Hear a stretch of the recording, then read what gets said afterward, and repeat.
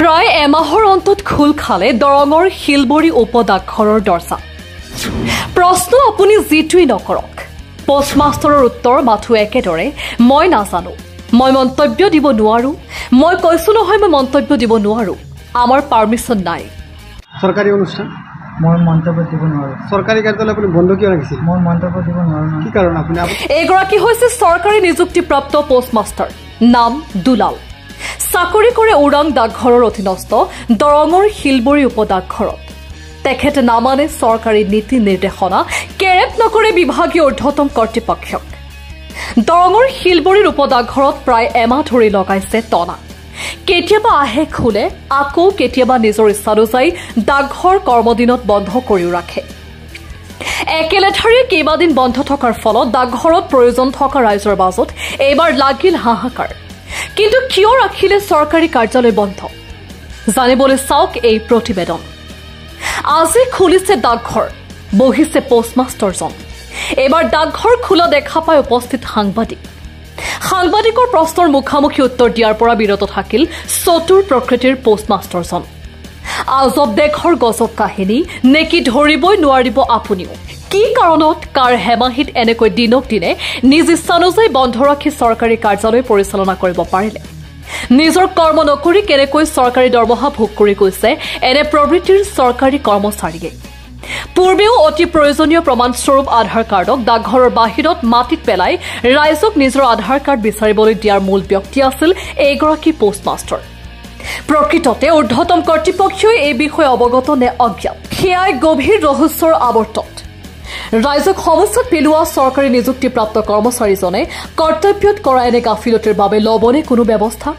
কি আছে ইয়াৰ উত্তৰ সময়ে উদ্ঘাটন কৰি দিব।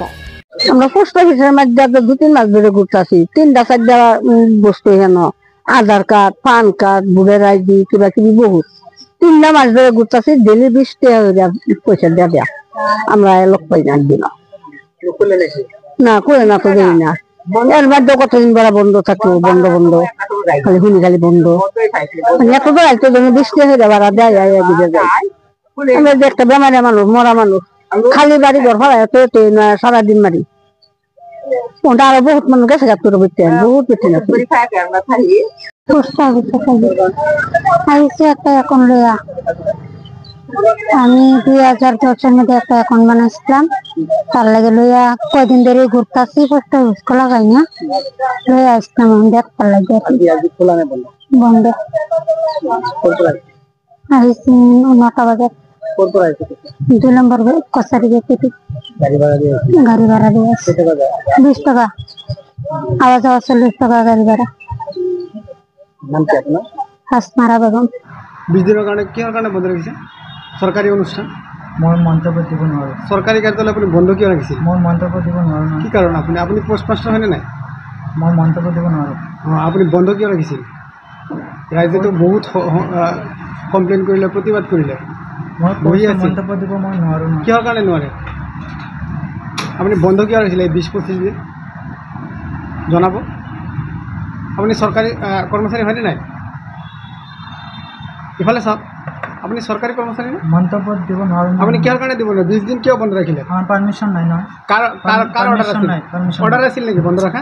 অফিচিয়েলি মন্তব্য দিয়াৰ কোনো পাৰমিশ্যন নাই। আপোনাৰ প্ৰব্লেম হৈছে। বন্ধ কিয় ৰাখিছিল আপুনি? সেইটো কওক। বন্ধ কোনে অফিচিয়েলি বন্ধ দিছিল নেকি ৰাখিবলৈ? আপুনি পাগল নেকি? মই কৈ আছো মন্তব্য দিব নোৱাৰো, পাৰমিশ্যন নাই। আপুনি বাৰে বাৰে সুধি আছে। কোন পাগল? আপুনি কিহৰ কাৰণে? আপুনি বাৰে বাৰে সুধি আছে নহয়। মই কৈছো মই মন্তব্য দিব নোৱাৰো, পাৰমিশ্যন নাই মোৰ। পাৰমিশ্যন নাই। এতিয়া কোনে পাৰমিশ্যন দিয়ে এইখিনি খবৰ আপুনি নিজে ৰাখক। ক'ৰ পৰা ৰাখিম মই খবৰটো? আপোনাৰ পৰা ল'ব লাগিব। আপুনি সাংবাদিক, এইখিনি আপুনি নিজে বিচাৰি লওক ক'ৰ পৰা পাৰমিশ্যন ল'ব। মই একো নাজানো। ইয়াতে আপুনি আছে নে নাই? আপুনি পোষ্টমাষ্টাৰ হয়নে নাই? আপুনি জনাওক কিহৰ কাৰণে আপুনি 20 দিন বন্ধ ৰাখিলে? মই মন্তব্য দিব নোৱাৰো না। আপুনি ক'ব লাগিব না, যিহেতু ৰাইজে বহুত হাহাকাৰ কৰিছে আধাৰ কাৰ্ড বিচাৰি, বেংকৰ লেনদেন, পোষ্ট অফিচত লেনদেন কৰিব বুলি তেওঁলোকৰ ATM কাৰ্ড বিচাৰি আহিছে, হাহাকাৰ কৰিছে। কিন্তু আপুনি খোলা নাই। আপুনি ইফালে শিলবৰীত আহি পলাই ঘূৰিছে। কিহৰ কাৰণে জনাব আপুনি? আপোনাৰ মতামত জনাব। মই মন্তব্য দিব নোৱাৰো। কাৰণ কি? পাৰমিশ্যন নাই। কাৰ পাৰমিশ্যন লাগে আপোনাক? আপুনি খবৰ লওক। ক'ৰ পৰা খবৰ ল'ম? আপুনি ওপৰত যাওক, আমাৰ অফিচিয়েল আছে, ওপৰত যাওক। হয় আপুনি ইয়াতে কি কি পদত আছে আপুনি এইখিনি ক'ব পাৰিব ক'ব নোৱাৰো কি পদত আছে আপুনি মন্তব্য দিব নোৱাৰো news desk report Suhana live